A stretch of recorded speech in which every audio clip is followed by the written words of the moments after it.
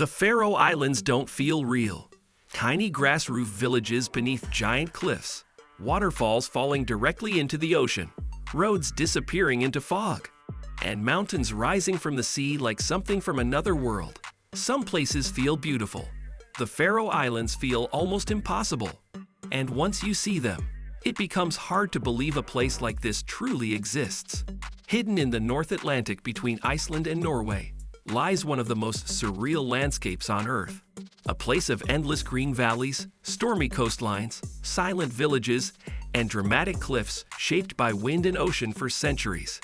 18 islands, a population smaller than most mid-sized towns, and a landscape so extreme that it has kept the rest of the world at a distance for most of its history, which is exactly why it still looks the way it does. Unfiltered, unchanged, extraordinary. If you love discovering extraordinary places, subscribe. There's much more ahead. The cliffs and ocean landscapes. The first thing that shocks most travelers is the scale. Massive cliffs plunging into dark Atlantic water. Clouds moving low across the mountains. Tiny houses sitting beneath landscapes so dramatic they barely look real. And scale is the right word, because photographs don't prepare you for it. The distances feel wrong. The proportions feel wrong. Everything feels slightly larger than your mind is ready to accept. You stand at the edge of something and realize the cliffs don't just drop. They fall for hundreds of meters into churning water that has been moving this way for longer than recorded history. Places like Trailanippa seem to defy logic. From certain angles, the cliffs appear to float above the ocean itself. The geometry looks impossible. The perspective looks broken. And yet it's real. And suddenly, the Faroe Islands stop feeling like Europe. They feel prehistoric, wild, untouched, like a part of the planet that the modern world never fully reached. But the villages may be even more unbelievable than the landscapes.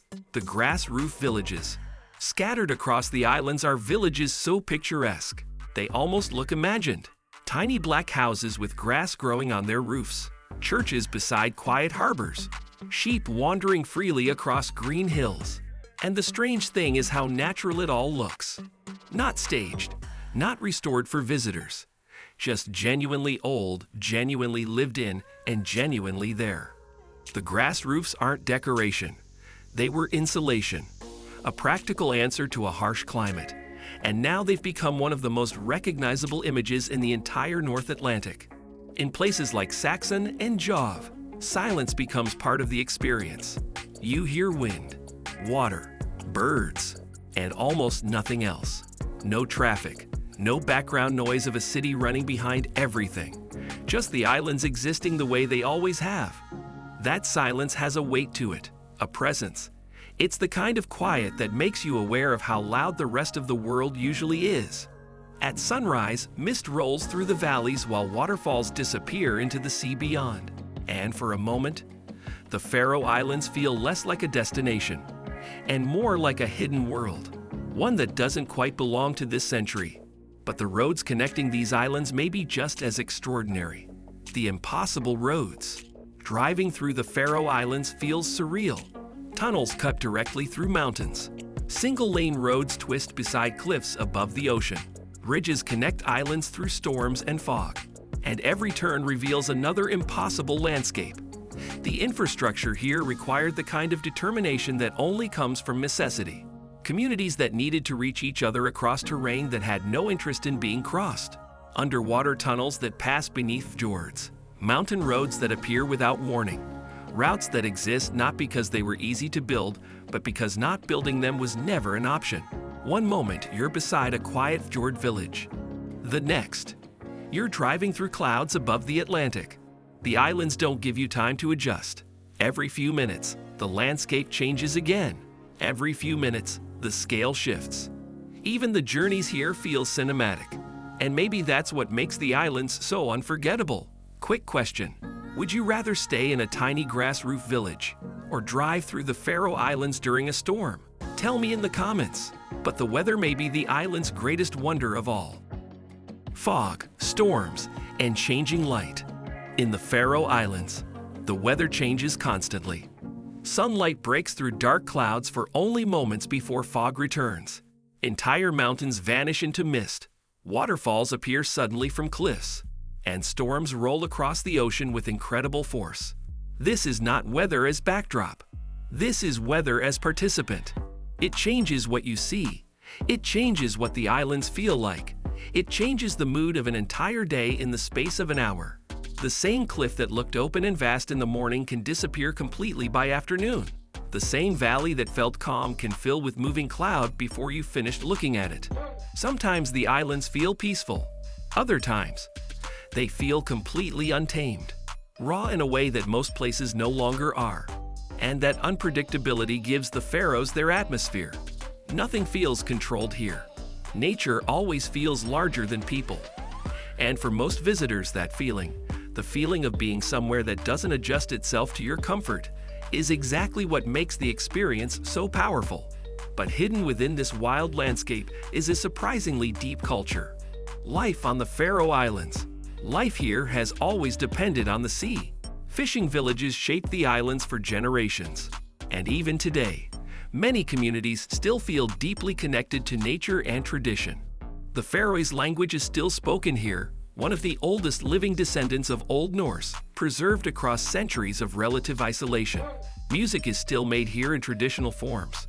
Festivals still happen in small towns where almost everyone knows everyone else. The kind of cultural continuity that is genuinely rare, not performed for tourism, but maintained because it matters. Colorful boats rock quietly in tiny harbors. Locals gather in small cafes while rain moves across the mountains outside.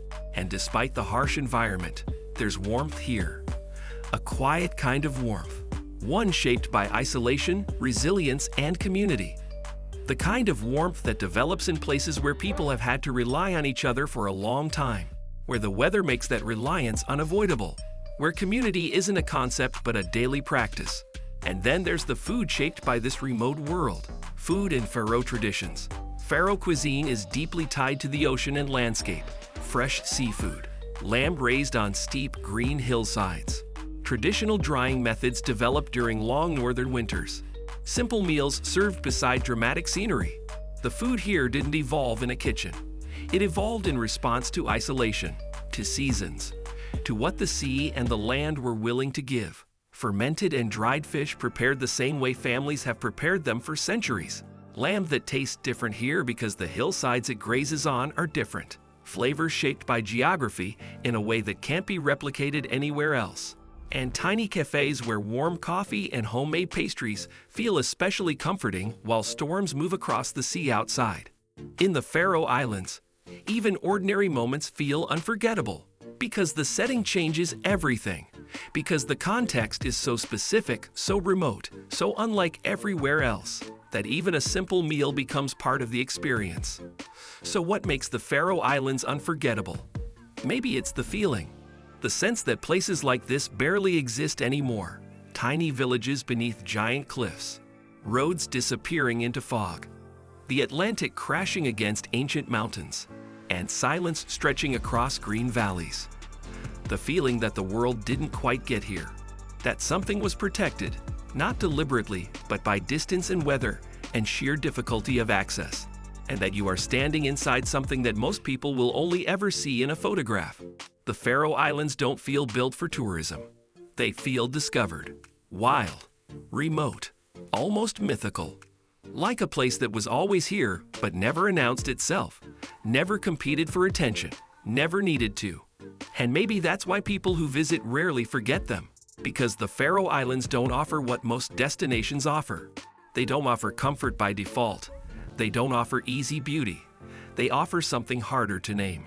A feeling of being somewhere that exists entirely on its own terms, because the Faroe Islands don't feel like somewhere you simply travel. They feel like somewhere you find. And once you find them, it's difficult to let go of that feeling. If you enjoyed exploring the Faroe Islands, subscribe for more journeys like this. And tell me, what part of the Faroes would you want to experience first?